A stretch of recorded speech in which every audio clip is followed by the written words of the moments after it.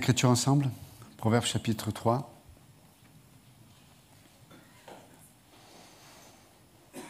On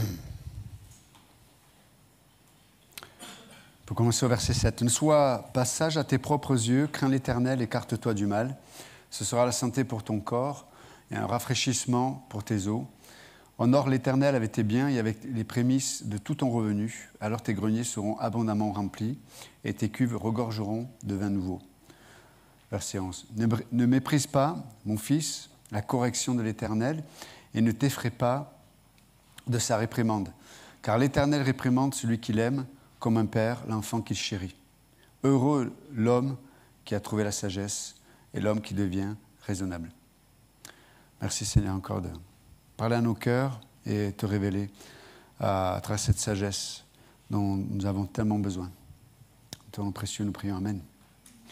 Ok, donc dans ce passage, après avoir évoqué les éléments qui révèle un peu le plan de Dieu dans nos vies, cette prospérité de corps, âme, esprit.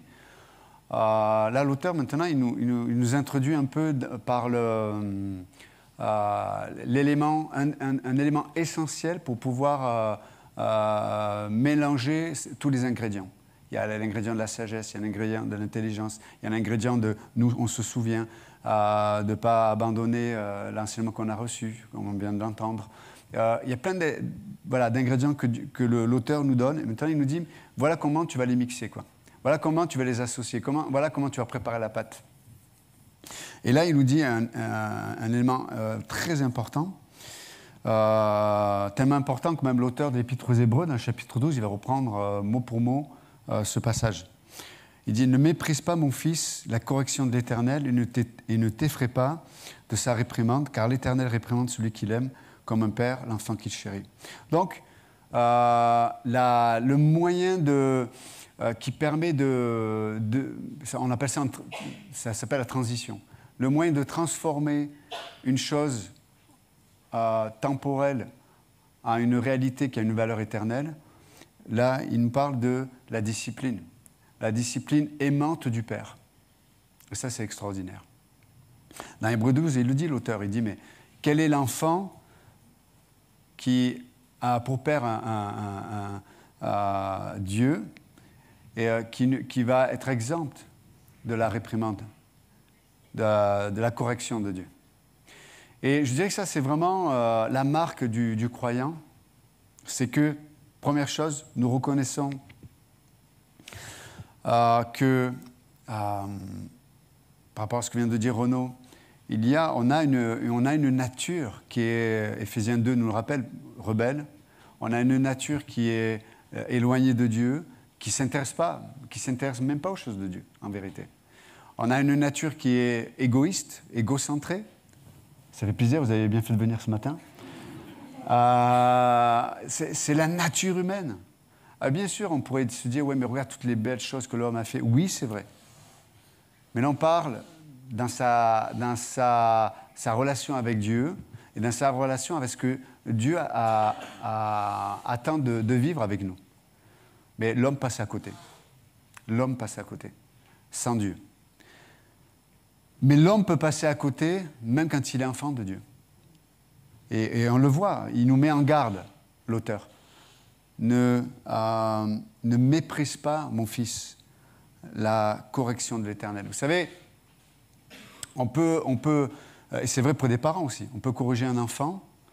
Je ne pense pas que Dieu soit un Dieu méchant. Je suis ironique, hein. Il n'est pas méchant. Il nous a manifesté son amour. Si on veut regarder dans la direction où il a manifesté. Si Dieu manifeste son amour à gauche, je tourne la tête à droite, je peux dire, ouais, mais je ne vois pas l'amour de Dieu. Non, tu choisis de ne pas regarder au bon endroit. Vous comprenez?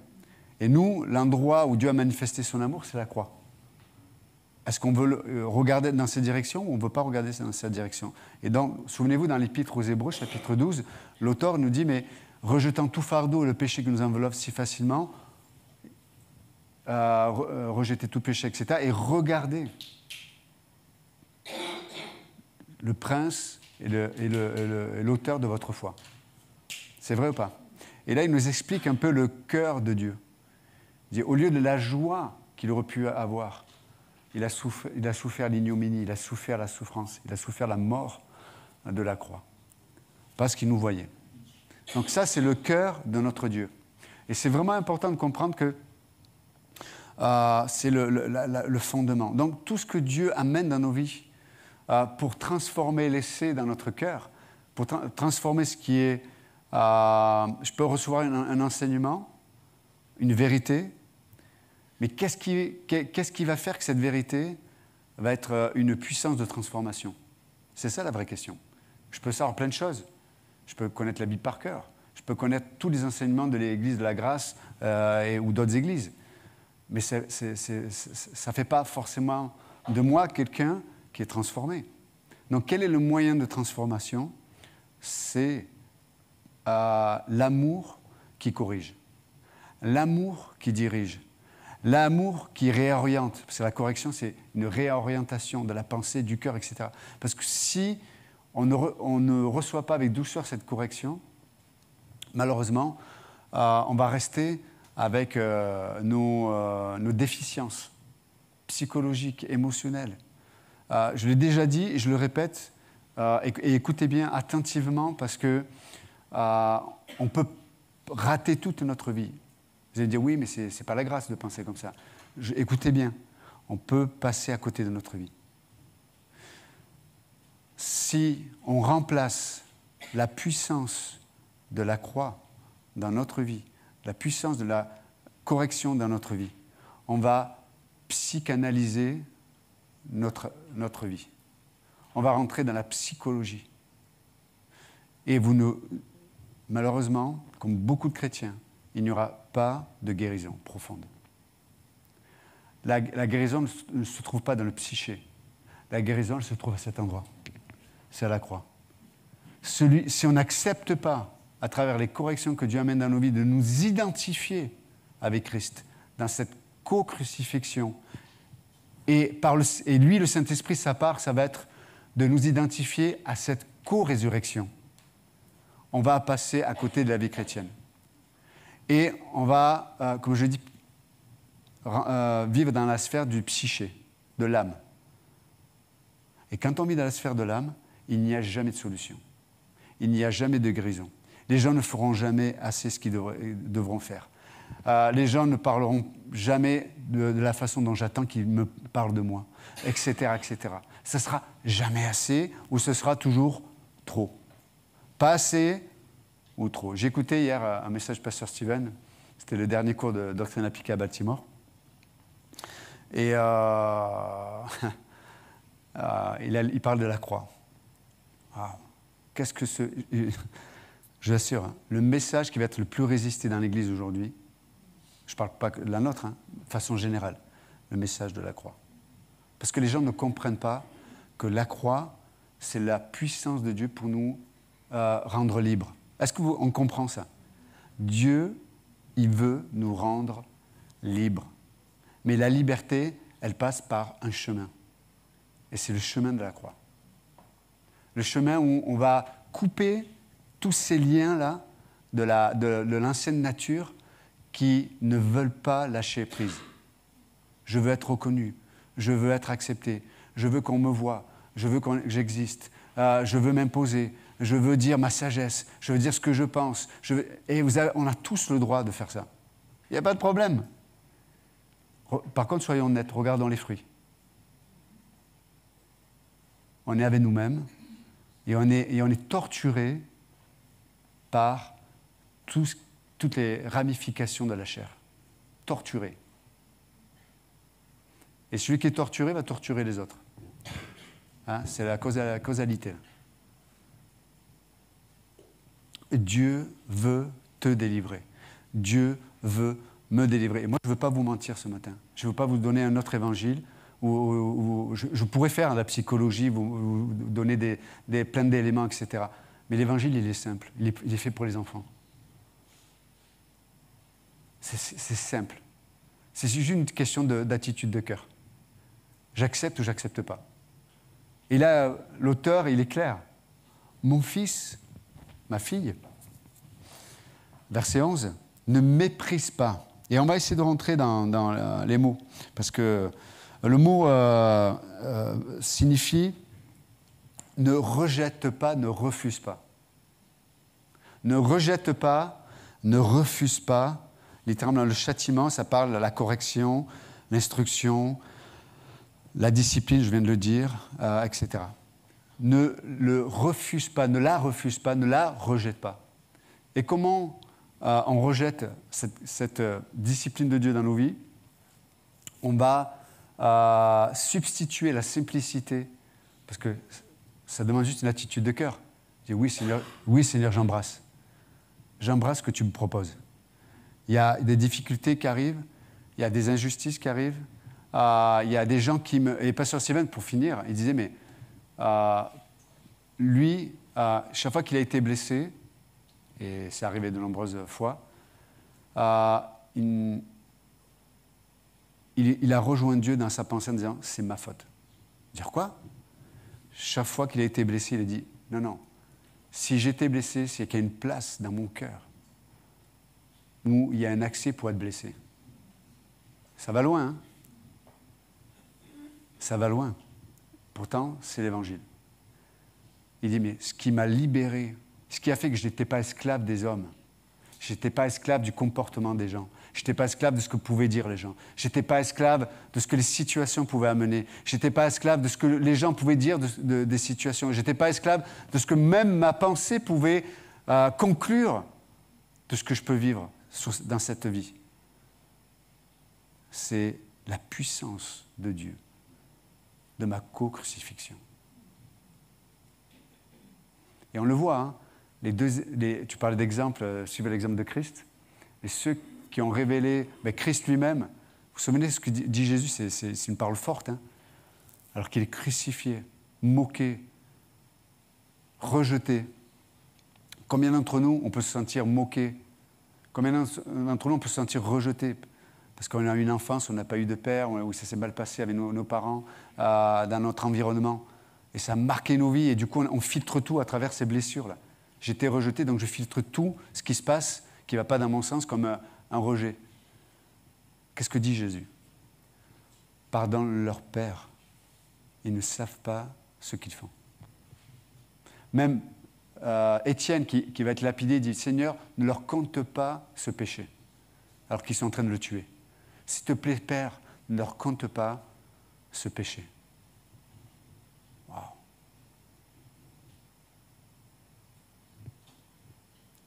Qu'est-ce qui fait que on va tourner en rond dans la vie chrétienne? C'est cette complexification, on dit ça? Ok. Avec moi. Ok. Vous êtes bien.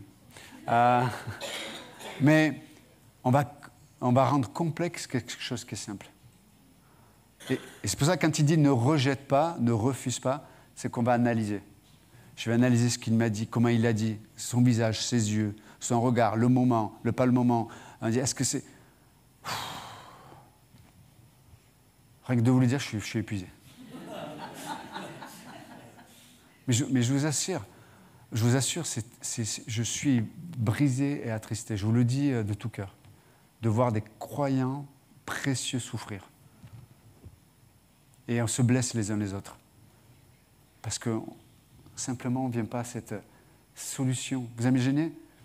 En mourant à la croix, il nous a donné cette solution.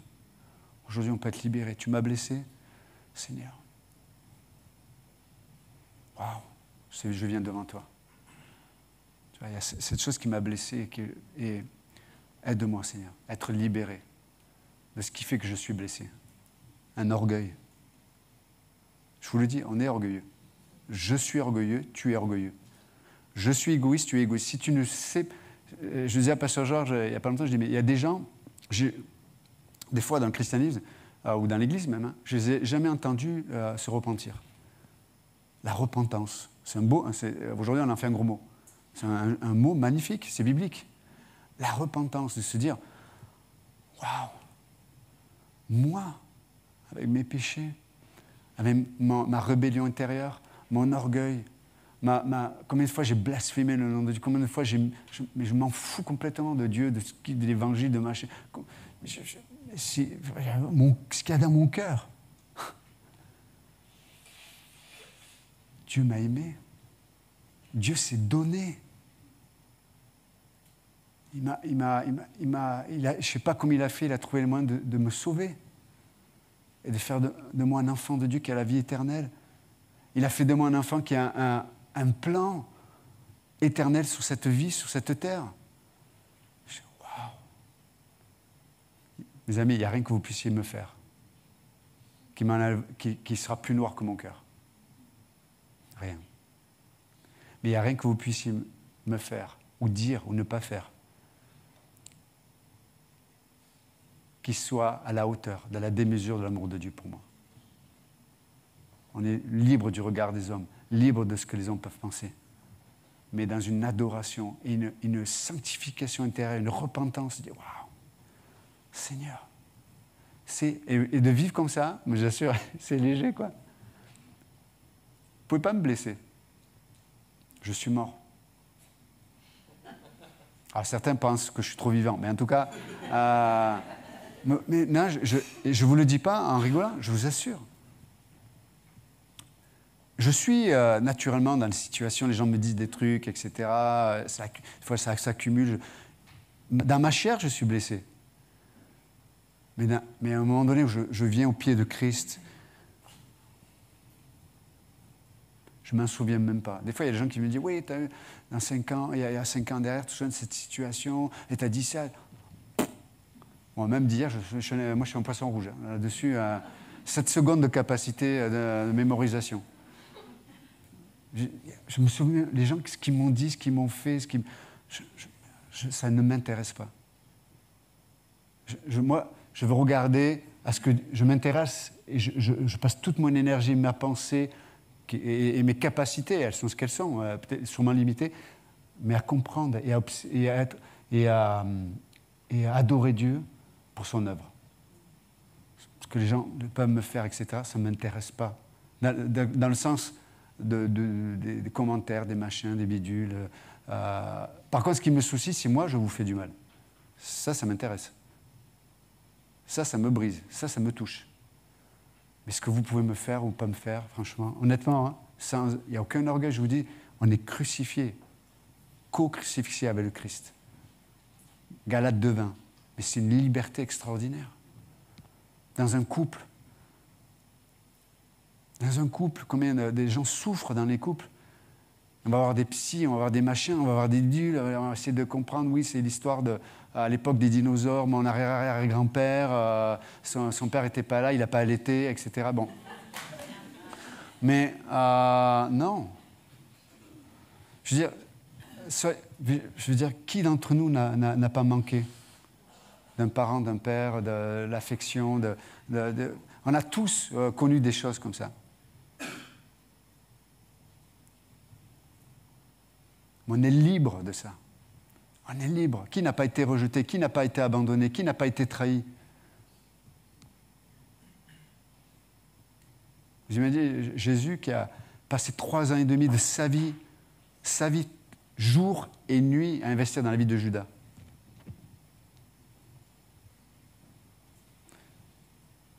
Il n'en parle plus de Judas, lui. Il a dit, ce que tu as à faire, fais-le promptement. C'est fini. Il a aimé Judas, il a essayé de faire tout ce qu'il pouvait, mais il doit faire sa vie, voilà, c'est comme ça. Mais on ne voit pas Jésus se plaindre de Judas. C'est vrai ou pas? Tu as vu tout ce que j'ai fait, tout ce que j'ai investi, tout ce que j'ai donné, toutes les heures, je l'ai enseigné, je lui ai passé même la bourse, je lui faisais confiance. Faut que je dise à quelqu'un, viens, on va parler, t'as vu, arrêtez, quoi. Non. S'il vous plaît, rejoignons Dieu. Je vois tellement de croyants torturés, je vous assure, mais torturés. Ça me brise, quoi. La croix. Dieu permet que tu me blesses. Et oui, c'est grave, et oui, c'est injuste, et oui, c'est... Oui, c'est vrai, d'accord, c'est bien. On peut, encore une fois, on mesure de façon naturelle. T'imagines ce qu'il a dit, ce qu'il a fait. Ok. Je vais le plus loin, il y a des gens ici qui ont été abusés, enfants. Des gens dans cette pièce qui ont été abusés, enfants. Vous le saurez jamais. Ils ont rejoint Dieu à la croix. Vous entendez bien? Ils ont rejoint Dieu à la croix. Ils sont libres de ce que les hommes leur ont fait. Ils ne vivent pas leur vie à travers ce qu'ils ont subi d'horrible. Et je dis bien que c'est horrible. Et Dieu va corriger, et Dieu va intervenir. Mais j'ai été peut-être victime de ça. Comment je vis maintenant? Est-ce que ça devient le filtre par lequel je vais passer toute chose dans ma vie? Non. Dieu nous libère à la croix.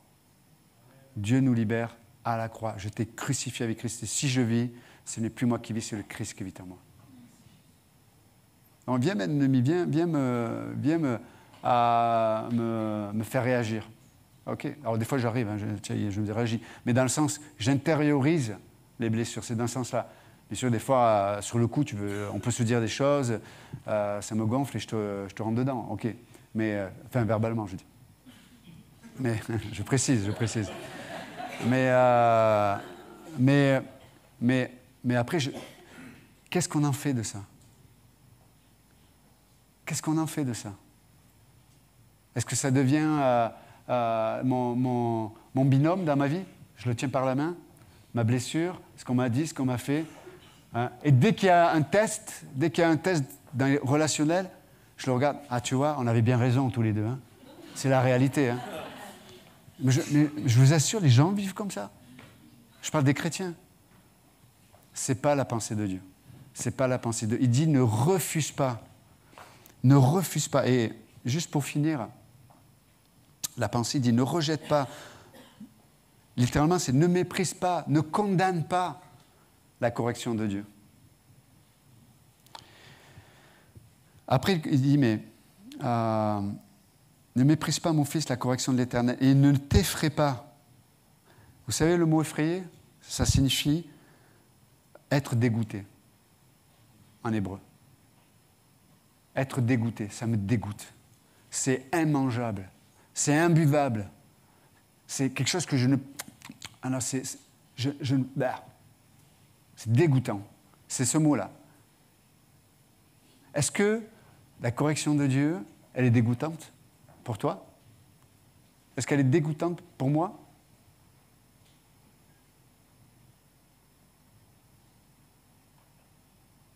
C'est une bonne question, non? Et sois concret dans ta vie. Quelqu'un que tu ne peux pas pardonner?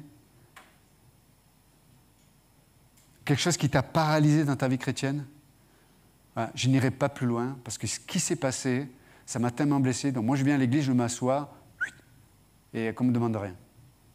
Ah bon? Ok. Encore une fois, chacun est libre. Chacun fait ce qu'il veut.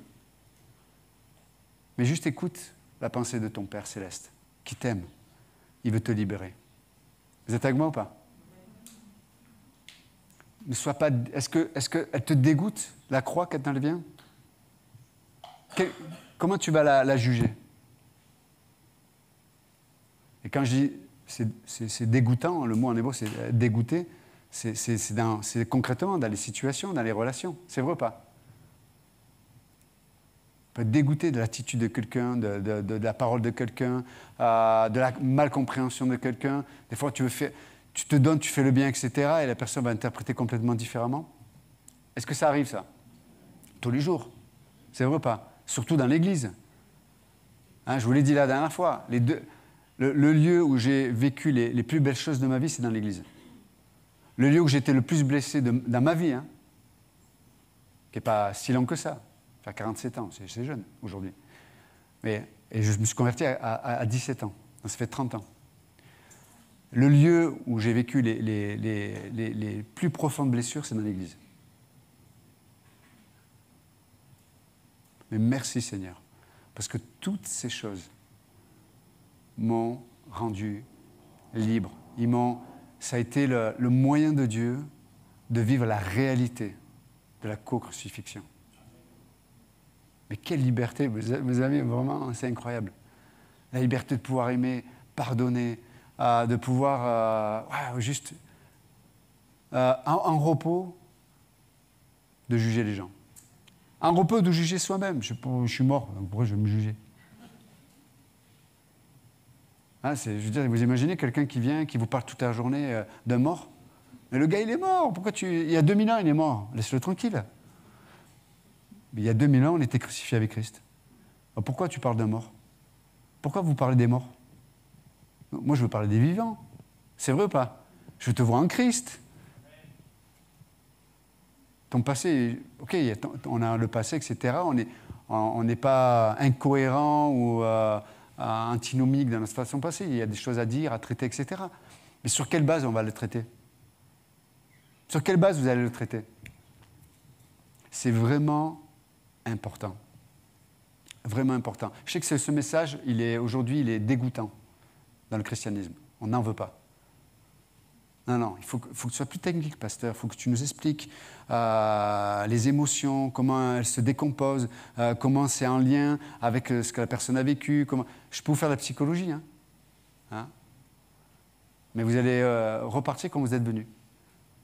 Avec l'illusion, c'est plus dangereux encore, avec l'illusion d'avoir reçu des paroles qui t'ont fait du bien. Elles te font du bien, hein, mais tu resteras le même. Et même, ça va te conforter dans tes blessures. Ça va te conforter dans le fait de vivre dans ton ancienne nature. C'est ce que fait souvent, malheureusement, ce qui peut se passer souvent, même dans l'Église. On fait des enseignements qui confortent les gens à rester dans leur ancienne nature. Ce n'est pas la pensée de Dieu. Ce n'est pas la pensée de Dieu. Je suis sûr que vous êtes venus là pour écouter... vous n'êtes pas venus là pour écouter Johan Pape, oui ou non? Si vous venez pour m'écouter, vous êtes fous. Hein. Enfin, je vous le dis, on est venu pour écouter la sagesse de Dieu. Là. On est venu écouter la parole de Dieu. Donc mon rôle à moi, c'est de m'offrir à Dieu pour étudier. Mais on est venu écouter Christ, j'espère en tout cas. Parce que si vous êtes venu m'écouter moi, le jour où je vais décevoir, vous n'allez plus m'écouter. Hein. C'est vrai ou pas? Parce que ce sera lié à la relation qu'on a. Non, on est venu écouter Christ, ok? Et waouh, c'est merveilleux, non? Merveilleux. Ça veut dire qu'on a fait le constat qu'on a besoin d'entendre un autre son de cloche que soi-même. C'est vraiment important. Donc, ne sois pas dégoûté de la réprimande, de la correction. Et il continue. Car l'Éternel réprimande celui qu'il aime. Vous entendez bien ou pas? Car l'Éternel réprimande celui qu'il aime. Je sais que des fois la réprimande, la marque, elle reste longtemps sur le derrière. Hein, des fois, ça prend des années. Des fois, ça prend des années pour trouver Dieu à travers ce qu'on a vécu.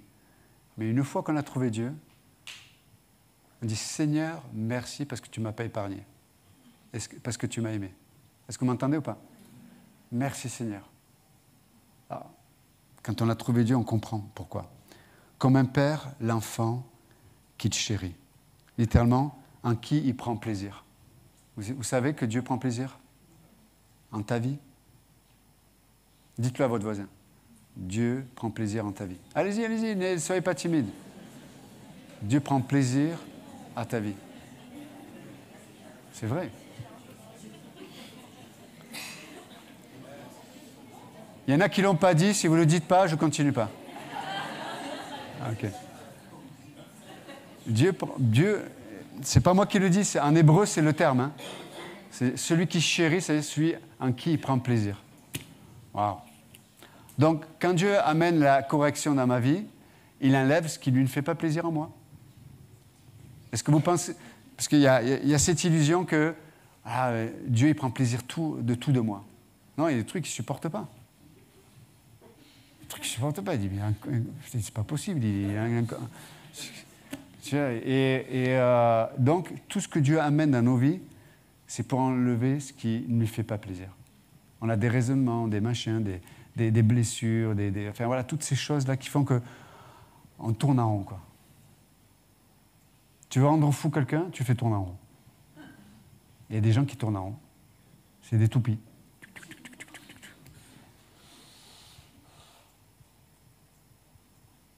Je le dis en blaguant, mais je vous le dis vraiment avec brisement ce matin. Dieu est un Dieu qui guérit, Dieu est un Dieu qui libère, mais il n'y a pas 10 chemins. Il n'y a pas 10 moyens. Il n'y en a qu'un. Il est toujours efficace en 2023. Il sera toujours efficace si Christ n'est pas revenu en 2053. Il sera toujours efficace à 5000 ans après Jésus-Christ, s'il n'est pas revenu. C'est le même. Et c'est quand on accepte cette correction qu'on va découvrir les profondeurs du cœur du Père. Les profondeurs du cœur du Père. Et c'est comme ça qu'on devient occupé après, avec ce qui occupe son cœur. Et ça nous rend libres de ne plus vivre pour soi. C'est pour ça qu'on est malade, parce qu'on vit pour nous-mêmes.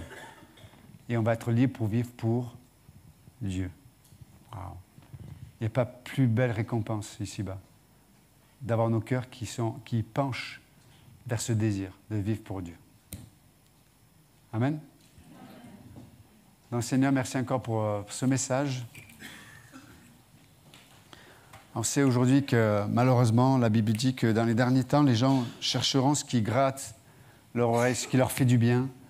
Les gens vont chercher ce qui leur ressemble. Mais merci Seigneur parce que tu ne changes pas. Tu es le même hier, aujourd'hui, pour l'éternité.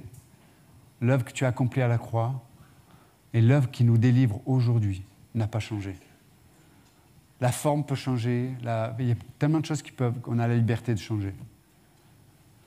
Mais une chose qui est vraie et qui ne change pas et qui nous libère de nos psychoses et des éléments qui nous torturent tellement, soi-même et dans nos relations les uns vers les autres.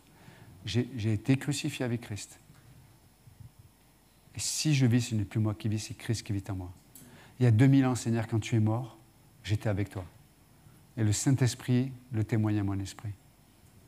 Et chaque fois qu'il y a des situations qui révèlent des blessures, elles sont là pour nous révéler, non pas nos blessures, mais pour nous rappeler les blessures que tu as portées à la croix. C'est-à-dire, qui sommes-nous, qui suis-je pour avoir la moindre exigence? Qui sommes-nous? Qui suis-je? Merci Seigneur. Quelle grâce. C'est incompréhensible. C'est incompréhensible. Ton amour fait que je sois accepté, que nous soyons acceptés pour l'éternité. Merci Seigneur. Quelle grâce de pouvoir à n'importe quel instant venir dans ta présence et de n'être jamais condamné. Quelle grâce de savoir que ton plan éternel pour nous ici-bas, il est réel. Merci Seigneur, quelle grâce. À n'importe quel moment, quand un de tes enfants revient vers toi, ce plan éternel ici-bas peut redémarrer en un instant. Quelle grâce Seigneur. On veut te louer, t'adorer. On peut le louer ce matin, l'adorer. Dieu, merci Seigneur. Merci. Merci Seigneur. Il n'y a pas un péché, il n'y a pas une situation, il n'y a pas un échec qui va t'empêcher d'accomplir ton plan. Merci Seigneur. Merci Jésus. Si quelqu'un ne connaît pas Jésus-Christ ce matin, Dieu vous appelle et dit, je veux que tu deviennes mon enfant. Je suis mort à la croix pour que tu deviennes mon enfant, ma fille, mon fils. Ce matin, si tu ne me connais pas, tu peux juste dire dans ton cœur, Jésus-Christ, je crois à ton amour, je crois que tu es vivant, je crois que tu es mort à la croix pour moi. Sauve-moi, viens dans mon cœur. Je reconnais la noirceur de mon cœur, je suis malade, quoi. Et je ne peux pas me guérir. Il n'y a rien qui peut me guérir. Mais je reconnais que ce que tu as fait pour moi, c'est la solution. Et je l'accepte ce matin. Si quelqu'un a fait cette prière ce matin, vous avez reçu Jésus-Christ comme votre sauveur, alors que les têtes s'abaissent, s'il vous plaît, on peut fermer les yeux. Vous pouvez poser un acte éternel ce matin. Si quelqu'un a reçu Jésus-Christ comme son sauveur, devant Dieu, le Père, devant les anges, vous pouvez juste lever la main. Ce matin, je t'accepte comme mon sauveur. Merci pour cette main. Merci pour ces mains. Est-ce qu'il y a quelqu'un d'autre ce matin qui va recevoir Jésus-Christ, de poser cet acte devant Dieu Est-ce que quelqu'un veut recevoir le Seigneur? Un témoignage. Seigneur, aujourd'hui, je te reçois comme mon sauveur. Est-ce qu'il y a quelqu'un encore qui va accepter le Christ comme son sauveur? Merci Seigneur pour le salut que tu opères dans les cœurs. Te bénissons et t'adorons. Merci Seigneur. Merci pour ton peuple que tu chéris de tout ton cœur. Dans cette église, mais dans toutes les églises de Montpellier et au-delà. Nous sommes tes enfants et personne ne nous ravira de ta main.